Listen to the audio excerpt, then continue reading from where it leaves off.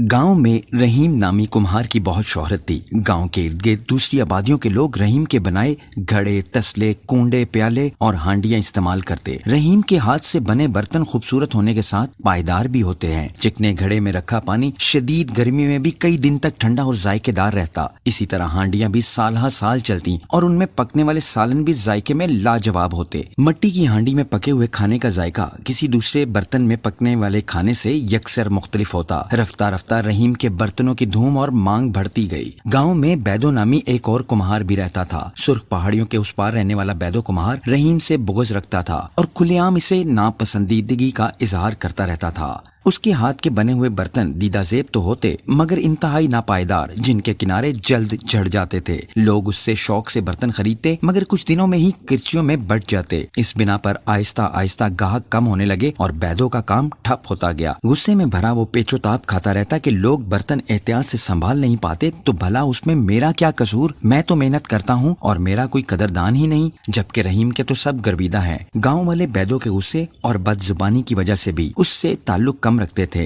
रहीम बहुत रहमदिल, नेक और आजिजाना फितरत इंसान था। वो बर्तन बनाने के लिए ऊंची पहाड़ी के करीब मैदान से सुर्ख और पीले रंग की चिकनी मिट्टी के बोरे भर भर कर लाता। घर आकर मट्टी को खूब अच्छी तरह छान कर पहले कंकर वगैरह अलग करता। उसके बाद मट्टी को तब तक छलनी से गुजारता जब तक साफ सुथरी मुलायम मट्टी का ढेर जमा न हो जाता। फिर वो अल्लाह का नाम लेकर साफ पानी से मुलायम मट्टी को गूंद कर खूब अच्छी तरह यकजान करता। गुंदी हुई मट्टी को घूमते हुए पहिए, जिसे चाक कहते, इस पर चढ़ाता और बड़े प्यार और तवज्जो से मट्टी को मतलूबा शक्ल में ढाल देता। तैयार होने वाले हर एक बर्तन को वो एहतियात से खुले सेन में धूप में सूखने के लिए रख देता और आखिर में कच्ची मट्टी के बर्तन भट्टी में रखकर पका लेता। जब से बैदो को पता चला था कि रहीम के बर्तन अब करीबी शहर में भी पहुंचने लगे हैं तो वो रहीम की बढ़ती हुई शोहरत से बहुत परेशान रहने लगा था। इसलिए काम से बैदो का दिल उचाट होता गया और थोड़ा बहुत जो काम करता बेदिली से करता। मैं भी तो वहीं से मिट्टी लेकर आता हूँ जहाँ से रहीम लेकर आता है। खूब गूंद कर उसी तरह घूमते पहिए पर रखकर मट्टी को बर्तनों की शक्ल देता हूँ, खूबसूरत नक्शो नगार बनाता हूँ, मगर मेरे बनाए बर्तनों में वो बात क्यों नहीं जो रहीम के बनाए बर्तनों में है। ये सोच सोच कर वो कुड़ता रहता। रहीम के बनाए हुए बर्तन तवातुर से बिकते रहे। इतना मशहूर होने के बावजूद रहीम ने अपने बर्तनों की ना कीमतें बढ़ाई और ना ज्यादा काम से कभी जी चुराया। वो उतनी ही लगन और मेहनत से काम करता रहा। एक रोज बैदो ने सोचा कि मेरा नुकसान हो रहा है,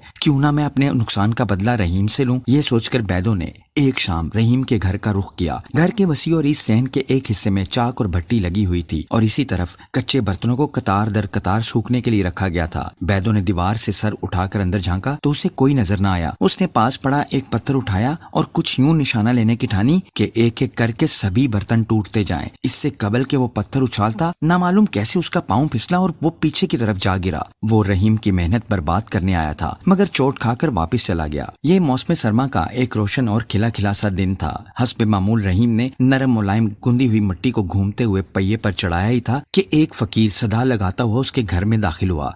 ए अल्लाह के बंदे, पानी पिला दे, बड़ी प्यास लगी है। वो रहीम के बनाए बर्तनों के पास आकर बैठ गया था। उसे देखकर रहीम धीरे से मुस्कुराया, अपने बेटे को पानी लाने का कहा और खुद मट्टी को हांडी की शक्ल में ढालने लगा। उसकी आंखों की नरमी थी और जिस प्यार से वो बर्तन बना रहा था उसने फकीर को चौंकने पर मजबूर कर दिया था। प्याले से पानी पीकर फकीर का दिल खुश हो गया। कैसा मीठा पानी था और कितना हल्का फुल्का सा प्याला था। ये तुमने बनाया है ना? उसने पटकने के अंदाज में मट्टी का प्याला जमीन पर रखा। वो फिर भी सलामत रहा। फकीर ने कहा, एक वो बैदो कुम्हार है जिसके बनाए बर्तन ख्वामखा टूटते रहते हैं, खोखले और फुसफुसे। सुना है बहुत निकम्मा है, मुझे लगता है उसे ढंग से काम नहीं आता। रहीम ने मुस्कुराते हुए जवाब दिया, नहीं, किसी के बारे में ऐसा नहीं कहते, वो भी अच्छा काम करता है। और फिर से चाक की तरफ मतवज्जा हो गया। ये देखकर फकीर बहुत हैरान हुआ कि उसने बैदो की बुराई सुनकर भी बुराई नहीं की थी। हालांकि रहीम जानता था कि बैदो इससे हसद करता है और उसे खूब बुरा भला कहता रहता है। जरूर तुम्हारे पास कोई जादुई मंत्र है, इसी वजह से तुम्हारे बर्तन ना जल्दी टूटते हैं ना इनकी तासीर खराब होती है। जेरे लब बड़बड़ाते हुए फकीर अपनी जगह से उठा तो रहीम ने उसे गौर से देखते हुए कहा, जो चीज खलूस दिल से बनाकर एहतराम से पेश की जाएगी उसमें बरकत होती है। ये सुनकर फकीर ठटक गया।